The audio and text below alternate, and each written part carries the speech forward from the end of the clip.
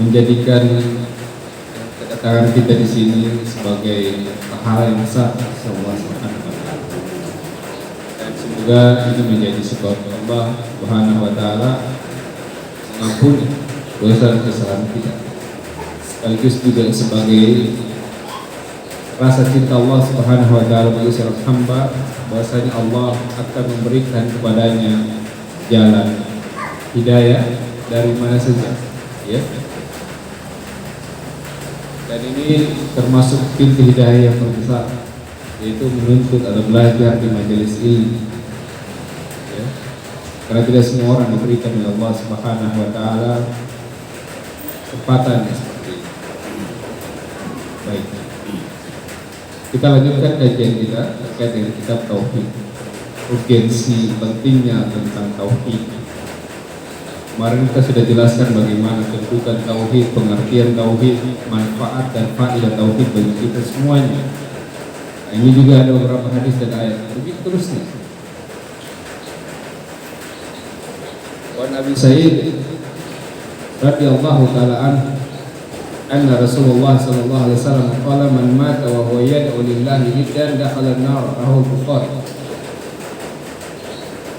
Dari sahabat Abu Sa'id Al-Khudri radhiyallahu taala anhu, bahwasanya beliau sallallahu ya mendengar Nabi sallallahu alaihi wasallam bersabda, barang siapa yang mati meninggal dunia dalam keadaan dia yad'u lillahi niddan, memiliki tandingan, memiliki doa, memiliki ibadah, memiliki keyakinan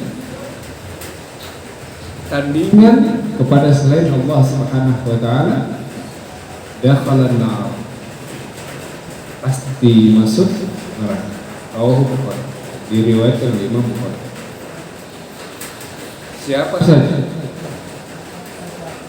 tidak memandang dia, ya, lihat, man mata, siapa saja dari kaum muslimin yang dia meninggal dunia, mau dia ahli ilmu, mau dia ulama, mau dia ya keturunan macam-macam, pesantren, dokter, segala macam, mati dia dalam membawa niddah, tandingan, ada tandingan dalam hatinya, dalam amalannya, dalam dompetnya,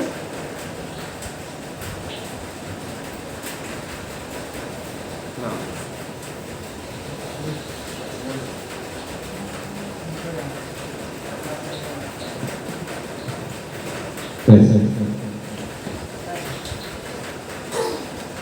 sekali lagi, barang siapa yang dia meninggal dunia masih meyakini adanya tandingan kepada selain Allah Subhanahu wa taala, niddah, tandingan, ya, baik dalam sisi tawakal, baik dalam sisi niat, dalam sisi takut, khauf, ya, apa saja dalam hati, dia masih bersandar kepada selain Allah Subhanahu wa taala.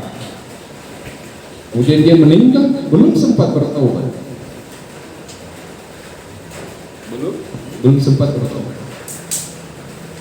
maka kata Nabi sallallahu alaihi wasallam, dakhalan nar, dia akan dimasukkan ke dalam api neraka. Ya, ini ada perselisihan. Jika dia melakukan syirik besar, maka dia masuk neraka, dia abadi di dalamnya.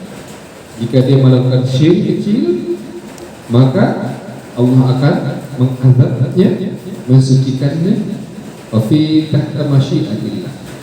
Dan ini tergantung kehendak Allah Subhanahu wa taala. Akan tetapi sekali lagi, walaupun ada ya beda ya antara syirik besar dan syirik kecil, akan tetapi tetap syirik kecil dia akan disiksa di dalam api neraka. Maka seorang muslim tetap dia tidak boleh ada keinginan untuk masuk ke dalam neraka, tidak boleh. Maka dia harus bertaubat kepada Allah Subhanahu wa taala. Syirik kan itu tidak bisa tidak kecuali dengan bertaubat kepada Allah Subhanahu wa taala. Yad'u ad-du'a huna wa as-su'alu yuqalu du'ahu idza sa'alahu aw istighatha bihi. Yang dimaksud dengan berdoa, ya, berdoa itu cuma meminta. Semua jenis ibadah apa sih? Itu maksudnya doa. Ya. Dia sholat itu juga doa. Dia haji, dia bersedekah, dia tawakal itu juga doa. Jadi secara umum doa wal ibadah. Apapun jenisnya ibadah kepada Allah itu disebut doa, berdoa, ibadah. Selain daripada ibadah yang meminta kepada Allah Subhanahu wa taala. Nah, bisa juga doa di sini keinginan, permintaan seorang hamba yang dia ucapkan, dia harapkan atau diminta kepada Allah Subhanahu wa taala. Nah, atau dia memohon pertolongan kepada Allah Subhanahu wa taala.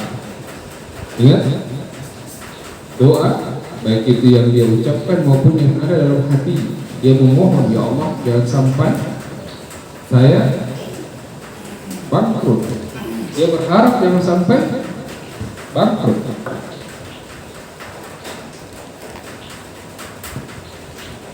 Maka yang seperti ini masuk di dalamnya doa. Ya Allah, jangan sampai saya tidak dapat jodoh. Semua harapan doa-doa seperti ini masuk ibadah. Pengertian, ya Allah, jangan sampai saya tertabrak mobil. Ya Allah, jangan sampai saya tertabrak motor. Ya Allah, jangan sampai rumah saya bocor. Segala sesuatu yang dia minta, hukum asalnya hanya untuk Allah Subhanahu wa taala. Ya, ini semua masuk dalam makna doa. Permintaan, harap seorang hamba. Dia tidak boleh dia memalingkan doanya tersebut kepada selain Allah Subhanahu wa taala.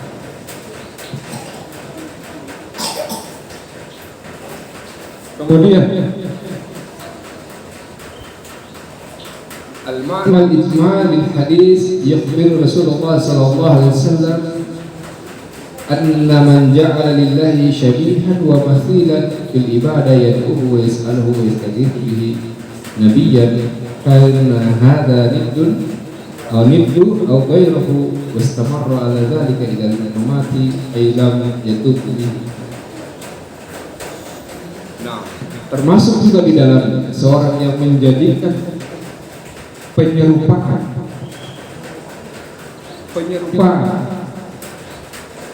perumpamaan, permisalan, ya, dalam hal ibadah. Dia memohon ke situ.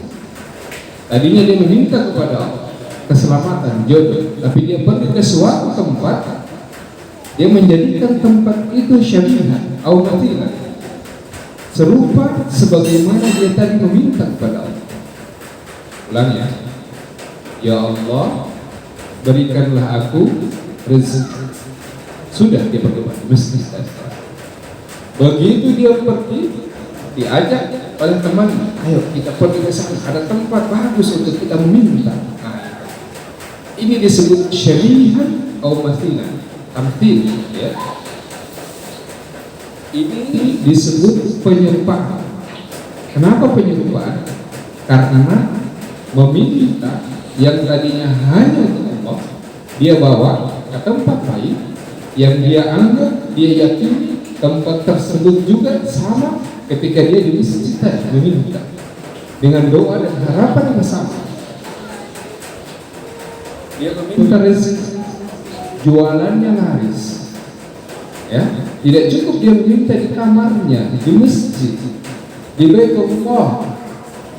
Dia pergi ke tempat yang tertentu, syabihan, dengan harapan dia bisa menggantungkan doa dan harapan tempat tersebut. Itu syabihan. Itulah yang disebut nidda, ya, tanding. Sekali lagi, ini yang banyak musibah bagi kaum muslim. Berdoa di masjid, di rumah, bahkan sholat maghrib setiap hari, tapi dia merasa tidak cukup hanya dengan berdoa. Dia merasa tidak cukup, ya. Akhirnya dia menjadikan tandingan.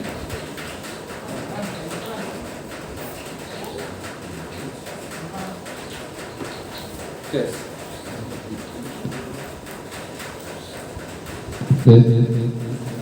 Akhirnya dia menjadikan syariah. Ini yang disebut tadi hadis Bukhari.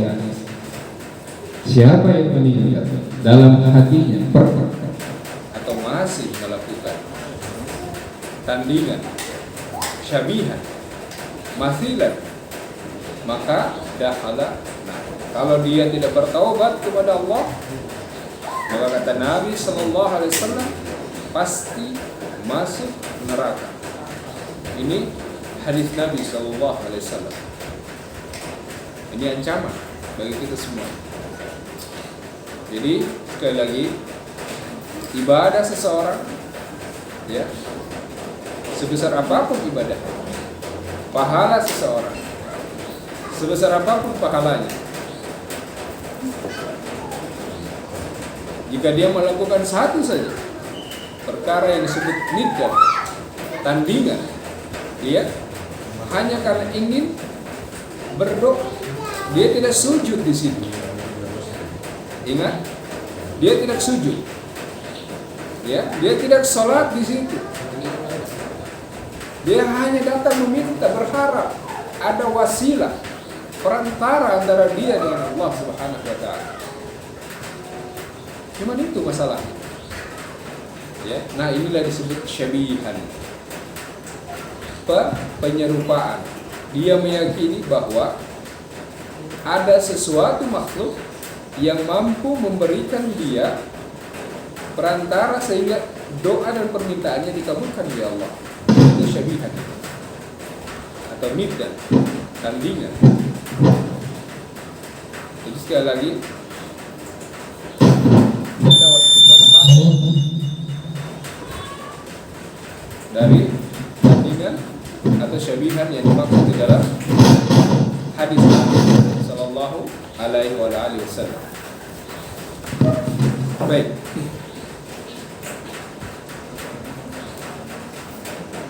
Wa yas'aluhu wa yastaghithu bihi nabiyyan kana hadha nid. Bahkan kepada seorang nabi sekalipun, ya. Nabi sekalipun dia datang kepada Nabi dalam keadaan Nabi sudah meninggal, tapi sudah meninggal, ya, bukan masih hidup. Nabi sudah meninggal, dia datang ke situ. Dia jadikan kuburan Nabi sebagai syabihan, tandingan antara dia dengan Allah Subhanahu wa Ta'ala, kan gitu, ya. Dia meminta kepada Nabi yang sudah meninggal, wahai Rasulullah, saya memohon, ya, sampaikan kepada Allah supaya usaha saya maju, ya, anak-anak saya dapat jodoh, orang-orang yang bagus. Begini, dan dia doa di situ. Padahal tadinya di depan Baitullah dia memohon dengan doa yang sama, ya Allah, mohon ya Allah berikan aku rezeki, anak-anak ini sama ya. Begitu dia pergi ke kubur Nabi, dia berdoa dengan doa yang sama, redaksinya sama persis, tapi dengan keyakinan bahwa Nabi nanti akan membawa doanya kepada Allah. Ini disebut niddah, tandingan. Nggak boleh, nggak boleh, kecuali Nabi SAW masih hidup, ya, kecuali Nabi SAW masih hidup. Kalau ada yang bilang, tapi kan pernah Nabi SAW memberikan syafaat pada orang yang sudah meninggal, yaitu kekhususan Nabi, ya, yang belum berkorma Nabi berikan yang basah, ya, dengan tujuan orang penghuni kubur tersebut mendapatkan syafaat, keringanan azab kubur. Itu beda, ya, itu kekhususan Nabi. Tidak semua orang diberikan syafaat itu. Makanya Abu Bakar sendiri tidak pernah melakukan syafaat itu, tidak pernah. Umar, Utsman dan lain sebagainya tidak pernah, karena itu kekhususan Nabi. Baik. Au ghairuhu, ataupun selain daripada Nabi. Ya, di sini disebutkan Nabi saja dilarang, apalagi selain daripada Nabi. Malaikat juga dilarang, Nabi juga dilarang. Kenapa disebutkan Nabi di sini? Karena Nabi adalah Khalilullah, ya, kekasih Allah Subhanahu wa taala. Yang di bawahnya bukan kekasih, tidak ada jaminan. Itu ya musuh. Kenapa Nabi disebutkan di sini di buku-buku ya fikih maupun hadis atau akidah? Karena Nabi SAW dijadikan sebagai contoh ukuran bahwa Nabi saja dilarang, tidak boleh apalagi selain Nabi. Padahal Nabi kita SAW adalah Khalilullah, kekasih Allah Subhanahu wa taala. Maka yang di bawahnya bukan. Tidak ada kepastian, tidak ada jaminan dari Allah bahwa dia kekasih Allah atau tidak kekasih Allah. Tidak ada jaminan. Ya, bahkan sahabat-sahabat Nabi sekalipun ya tidak disebut Khalilullah. Abu Bakar tidak disebut Khalilullah. Memang ada hadis lain menyebutkan Nabi, disebutkan Nabi. Seandainya Allah Subhanahu wa taala, kata Nabi sallallahu ya, membolehkan aku mengangkat satu orang kekasih, kata Nabi, la akhadtu Abu Bakr khalilah. Awalain akhadtu Abu Bakr khalilah. Maka aku akan menjadikan Abu Bakar sebagai kekasih, tapi tidak boleh. Khusus kekasih itu hanya Nabi SAW dan Nabi Ibrahim alaihissalam. Dua orang. Yang tiga keempat tidak ada. Ini penegasan karena menyangkut masalah akidah. Ya, menyangkut masalah akidah. Berikutnya, ala dzalika ila mamat ay lam yatub minhu qabla al-mamat. Dia melakukan ibadah tersebut, meminta doa tersebut, meminta apa saja, bahkan kepada mamat, makhluk yang sudah meninggal sekali, ataupun ya makhluk yang belum meninggal, dengan syarat makhluk itu memiliki kekuasaan.